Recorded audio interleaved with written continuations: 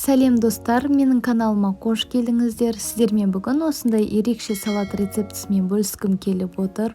Бұл салатты кез келген мейрамда, тіпті күнделікті де жасауға болады. Сондықтан да видеоны соңына дейін көріңіздер. Бізге қажетті ингредиенттер: алма, анар, жұмыртқа, тауық еті, ірімшік, грек жаңғағы және майонез.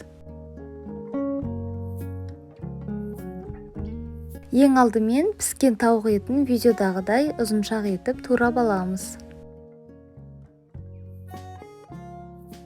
Алманы, ірімшікті және де жұмыртқаны үккіштен өткізіп дайындап аламыз. Қажетті ингредиенттерді осылай дайындап алдым. Грек жаңғағын ұсақтап және де анарды сыртынан ажыратып алдым. Ең алдымен ыдысымызға тауық етін салып шығамыз. Әрбір қабатқа майонез жағып отырамыз. Үстіне алма қойып, майонез жағып, анарды салатын боламыз.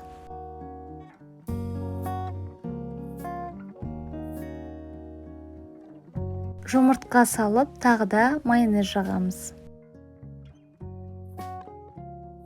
Грек жаңғағын сеуіп, үстіне бірден ірімшікті салатын боламыз.